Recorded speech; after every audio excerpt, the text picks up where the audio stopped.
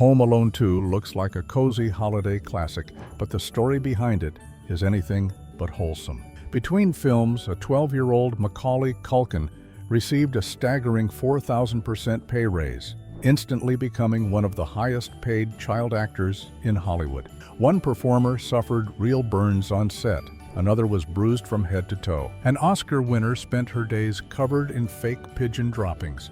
And a 7-second cameo would later be called a curse by the film's own director. These are 20 weird facts about Home Alone 2. And once you hear them, you'll never watch it the same way again. Which one shocked you most? Let me know in the comments. When Home Alone 2 went into production, the studio faced a huge problem, filming in New York City without being swarmed by crowds. Their solution was simple but clever. The movie was secretly filmed under a fake working title, Christmas in the Park, so curious onlookers wouldn't immediately realize a major sequel was being shot. Even with the disguise, production still dragged on far longer than expected. Filming stretched from December 1991 through May 1992, a massive 144 days. One major reason was child labor laws, which limited Macaulay Culkin to roughly 6 hours of work per day. Every scene had to be planned around that restriction. And that was just the first sign this production wouldn't be smooth sailing. Even though Home Alone 2 is remembered as a love letter to New York City, a surprising amount of it wasn't filmed there at all. The iconic Duncan's toy chest, one of the movie's most memorable locations, didn't exist in Manhattan. The exterior was actually Chicago's Rookery building, while the interior scenes were shot inside the Uptown Theater, also in Chicago. The production relied heavily on careful camera angles and set design to sell the illusion. It worked so well that most viewers never question it. The movie feels unmistakably New York, even when it isn't. But faking locations was only part of the chaos, because next, nature itself stepped in and changed everything. To create a perfect Christmas atmosphere, the production spent heavily on artificial snow for the New York scenes.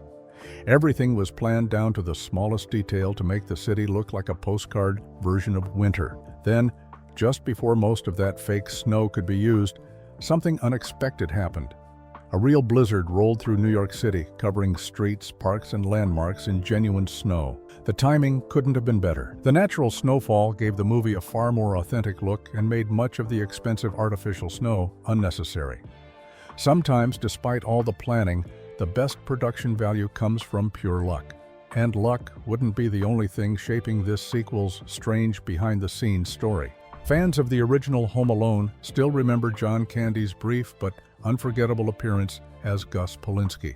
What most people don't realize is that producers seriously discussed bringing Candy back for the sequel. In the first film, Candy reportedly worked for scale pay, under $500, as a personal favor to writer-producer John Hughes, and he didn't negotiate any profit participation. After the original movie exploded into a massive hit, those terms suddenly looked very different in hindsight. When talks began for Home Alone 2, the situation became more complicated and no deal was reached. Candy ultimately didn't return, and that wouldn't be the only familiar face to quietly disappear from the sequel.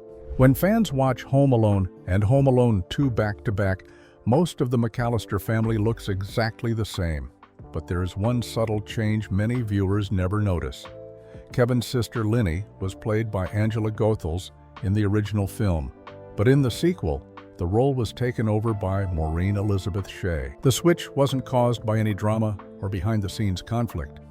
Goethals simply had a scheduling conflict and couldn't return. It's a small detail, but once you're aware of it, the difference becomes impossible to ignore.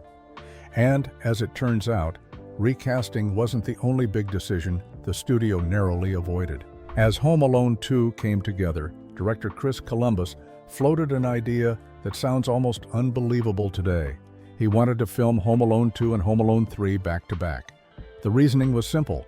Macaulay Culkin was growing fast, and there was only a short window where he could convincingly play Kevin McAllister. Columbus believed shooting 2 sequels at once would preserve that magic and lock in the franchise's future. The studio shut the idea down immediately. It was considered too expensive, too risky, and too complicated. Years later, Home Alone 3 arrived with a new cast and a very different tone, and that decision quietly changed the entire direction of the franchise. While filming Home Alone 2, Joe Pesci made a deliberate choice that surprised many people on set. Whenever the cameras weren't rolling, he largely avoided interacting with Macaulay Culkin. It wasn't personal, and it certainly wasn't hostility. Pesci later explained that he didn't want any off-camera friendliness to soften their on-screen dynamic. He wanted Kevin to feel genuinely threatened by Harry, not comfortable around him. That emotional distance helped sell the danger and tension audiences felt during their scenes together. Even in a family comedy, Pesci treated the role with full commitment, and his dedication would soon lead to one of the most chaotic scenes in the entire movie. The climactic pigeon scene wasn't created with visual effects or clever editing. It was done the old-fashioned way, with real birds. Around 300 live pigeons were released, while Joe Pesci and Daniel Stern were covered in birdseed and told to react naturally. As chaotic as that sounds, it somehow got worse. During one take, a pigeon flew straight into Daniel Stern's open mouth. Stern later described the moment as disgusting and completely unplanned. There were no safety nets, no second takes with fake birds, just controlled chaos and a lot of luck. It's a funny moment on screen, but behind the scenes, it perfectly captures how unpredictable this production really was. One of the most unforgettable moments in Home Alone 2 is Marv's electrocution, when his skeleton lights up and his scream climbs into impossible octaves. What most fans don't know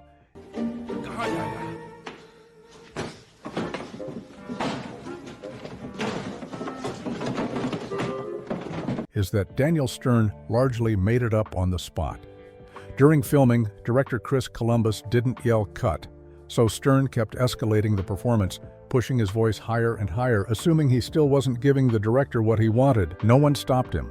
That wild improvised take ended up in the final movie. And while it played like cartoon comedy, the physical toll on Stern was about to get much worse. The slapstick in Home Alone 2 looks exaggerated and harmless, but for Daniel Stern, it was anything but. One of the roughest sequences involved Marv climbing a towering stack of televisions and furniture, hitting hard edges over and over again. The scene required multiple takes, and Stern absorbed the impact each time. Days later, he said both of his legs were completely purple from his toes all the way up. The pain wasn't exaggerated for laughs, it was real. And that wasn't the last time this movie asked its actors to suffer for the joke. The mysterious pigeon lady who befriends Kevin in Central Park was played by Brenda Fricker, and most viewers never realized just how accomplished she already was. Just a few years earlier, Fricker had won the Academy Award for Best Supporting Actress for My Left Foot, becoming the first Irish actress to ever win an Oscar. Yet in Home Alone 2, she spent her days dressed in tattered clothes and covered in fake pigeon droppings. Fricker later joked that the costume had an unexpected side effect, saying if you ever want to empty an elevator quickly, dress yourself in pigeon crap. From Hollywood's highest honor to one of its strangest roles, her casting only added to the film's behind-the-scenes oddities. While filming at the Plaza Hotel, where much of Home Alone 2 takes place, the cast and crew spent a lot of time off-camera inside the building. According to Daniel Stern, one night he and Joe Pesci were drinking at the hotel bar when Donald Trump, who owned the plaza at the time, offered to pick up their tab. The actors accepted and didn't hold back. By the end of the night, the bill reportedly reached around $5,000. Stern has shared the story multiple times over the years, painting a picture of a production that was just as wild after hours as it was on screen. And that wasn't the only moment involving the plaza that would age in unexpected ways. This sounds like a rumor, but it's been confirmed by Macaulay Culkin himself. During rehearsals for the original Home Alone, Joe Pesci accidentally bit Culkin's finger while staying in character. The moment wasn't scripted, and it wasn't meant to happen, but the result lasted far longer than anyone expected. Every one of these little fingers, one at a time.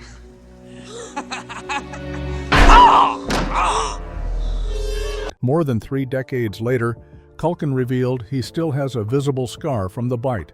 He even showed it during a 2024 appearance on Hot Ones, joking that Pesci gave him a permanent souvenir.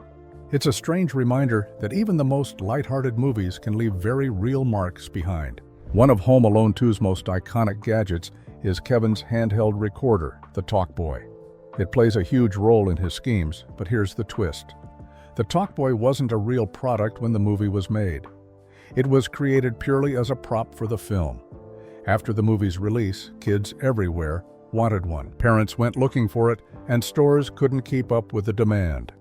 Seeing the opportunity, Tiger Electronics turned the fictional device into a real product. The Talkboy became one of the hottest toys of 1993, all because of this movie. The sequel didn't just entertain audiences, it accidentally created a cultural phenomenon. While Macaulay Culkin's Payday exploded, Daniel Stern found himself fighting a very different battle. For Home Alone 2, the studio initially offered him $600,000, double what he made on the first film. Then Stern learned Joe Pesci was earning between $2 and $3 million, plus a percentage of the profits. That discovery changed everything. Stern fired his agent and negotiated on his own, demanding $1.5 million and a cut of the back end. The final deal landed around $800,000 plus 1% of profits. Despite being half of the iconic Wet Bandits duo, Stern earned a fraction of what others made. And that pay gap highlighted just how ruthless Hollywood economics can be. Joe Pesci was fresh off serious, profanity-heavy roles when he stepped into Home Alone, but a family movie came with strict limits. Pesci adapted in a surprisingly clever way. Instead of real swear words, he created a kind of cartoon cursing, bursts of gibberish and nonsense that still communicated pure frustration. According to Daniel Stern, this made-up language helped Pesci stay aggressive and believable without crossing any lines. It also became one of Harry's defining traits. Pesci didn't tone himself down for the role. He redirected the energy, proving even a restrained performance could still feel intense and hilarious. And as funny as it sounded, the physical pain behind the scenes was no joke at all.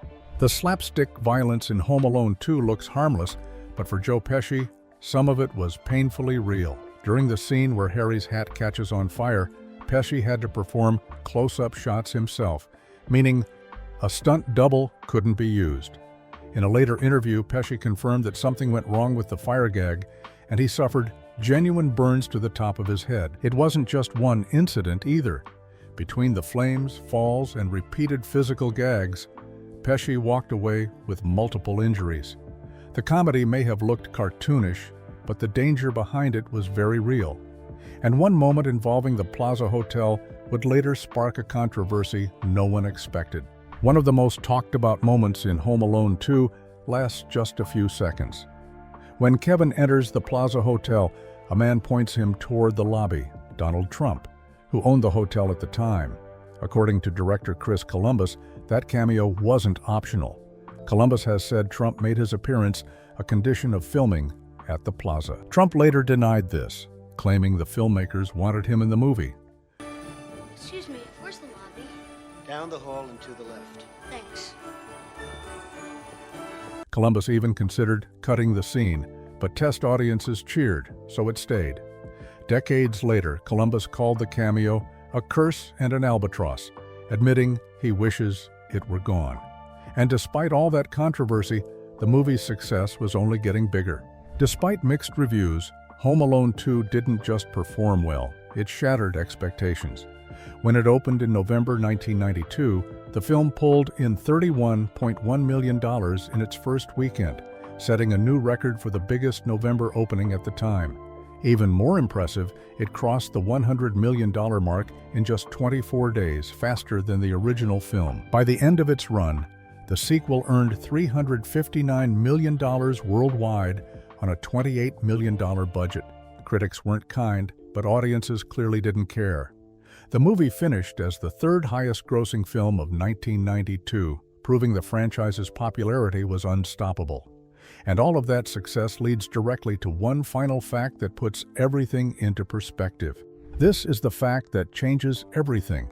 For the original Home Alone, Macaulay Culkin was paid $110,000, a solid payday for a child actor, but nothing extraordinary.